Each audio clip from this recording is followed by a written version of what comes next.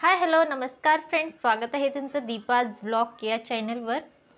तर फ्रेंड्स, आता माझं घराची क्लिनिंग चालू आहे। पाठीमागच्या ज्या 2 रूम आहेत, बेडरूम आणि त्याच्या साईडची, ते सगळं क्लीन करून घेतलं म्हणजे डीप क्लिनिंग, पूर्ण वरचं लॉफ्टवरचं काढून वगैरे झाडून घेतले।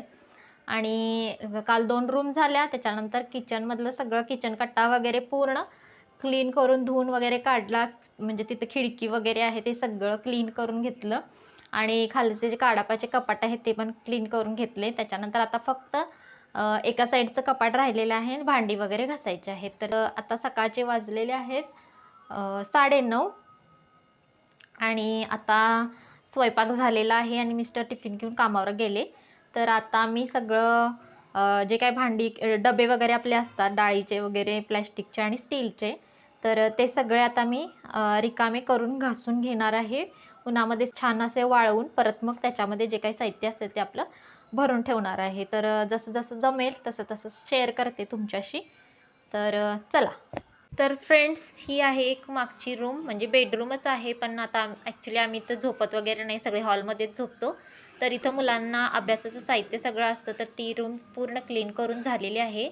आता किचनमधला जो निम्मा भाग आहे आपला, किचन कट्टा, खिडकी किंवा ती ज्या फरशा वगैरे आहेत त्या सगळ्या मी धुवून घेतलेल्या आहेत। आपल्या किचन कट्ट्याच्या खालचा जो काडापा वगैरे आहे तो सगळा स्वच्छ करून घेतलेला आहे। अशा पद्धतीने या बाजूचं सगळं आवरून घेतलेलं आहे।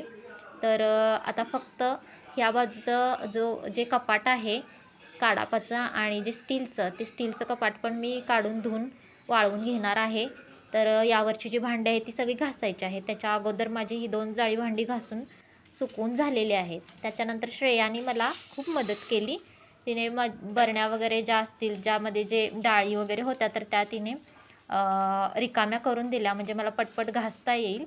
कारण कसं व्हायला लागले की या 4-5 दिवसामध्ये संध्याकाळी पावसाचं वातावरण होतं आणि त्यामुळे मग पटपट म्हटलं भांडी सुकतील चांगली। आणि कसं होतं की जर भांडी तशीच ठेवली ना स्टीलची वगैरे बरण्यात, ते मग त्याच्यावर पाण्याचे थेंब तसेच डाग पडतात। तर काय करायचं, आपण कॉटनच्या कपड्यांनी धुवून झाले की पुसून घ्यायची भांडी, किंवा स्टीलची वगैरे किंवा जर्मलची जी काय आपण घासतो ती पुसून घ्यायची आणि मग सुकायला ठेवायची, म्हणजे ती लवकर सुकतात आणि त्याच्यावर डाग पण पडत नाहीत। तर अशा पद्धतीने मी आता पावसाचं म्हणजे वातावरण झालं त्यामुळे पटपट भांडी आतमध्ये घेतली आणि हे बघा सगळं मी घासून परत लावून घेतलेले आहेत। निम्मी अर्धी भांडी माझी लावून पण झाली आणि मी यावेळेला काडापावर आणि म्हणजे मी स्टीलच्या कपाटावर नेहमी पेपर हांतरतेच, तर काडापावर सुद्धा आता मी पेपर हांतरून घेणार आहे, जेणेकरून दिसायला पण चांगलं दिसतं आणि धूळ वगैरे अशी असेल ना तर ती जास्त ओळखून येत नाही। कारण काडापावर धूळ पडली की म्हणजे ते व्यवस्थित दिसत नाही, असं वाटतं की किती दिवस झाडलेलं नाही किंवा काय पेपर असेल तर ते एवढं काय ओळखून येत नाही। त्यामुळे आपण एक 15-20 दिवसांनी जरी 15 दिवसांनी जरी पेपर चेंज केला, आपल्याला वाटतं की बाबा पेपर खूपच घाण दिसायला लागला आहे, तर त्यावेळेला आपण तो चेंज करून घ्यायचा। तर इथे पावसाचं वातावरण झालेलं आहे त्यामुळे सगळी भांडी मी आतमध्ये घेतली आणि आता लावायचं काम चालू आहे। तर आता इथे श्रेया आवरते आहे, कारण तिचा क्लास आहे, ती आता जाणार आहे। आणि मी आता काय करणार, ही भांडी म्हणजे डाळी वगैरे लागलीच भरून ठेवणार ह्याच्यामध्ये आणि सगळी मांडून घेणार पटपट।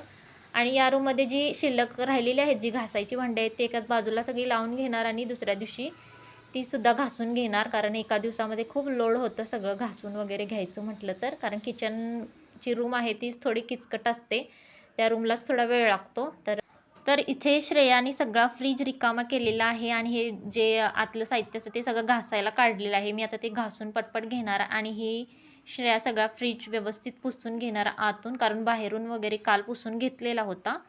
आणि आता मी संध्याकाळी परत पावसाचं वातावरण होणार, त्यामुळे मी म्हटलं की पटपट ते घासून घेते, म्हणजे ते घासून झाल्यानंतर पुसायचं आणि छान असं गॅलरीमध्ये सुकवून मग ते आतमध्ये लावून घ्यायचं। तर अशा पद्धतीने आमचं सगळं झालेलं आहे। आम्ही फ्रीज पण व्यवस्थित आतमध्ये लावून घेतलेलं आहे। बरंचसं साहित्य, आता भाजी वगैरे जास्त आणलेलं नाही, कारण आता आठवडा संपत आला, रविवारी आता परत भाजी आणावी लागेल, त्यामुळे आता फ्रीजमध्ये जास्त काही साहित्य नाही आहे, त्यामुळे आम्हाला सोपं पडलं, पटकन आवरलं। तर बाकीचं जे साहित्य आहे ते व्यवस्थित फ्रीजमध्ये लावून घेतलेलं आहे। अजून बरीच क्लिनिंग बाकी आहे करायची। तर चला व्हिडिओचा एंड करते, बाय।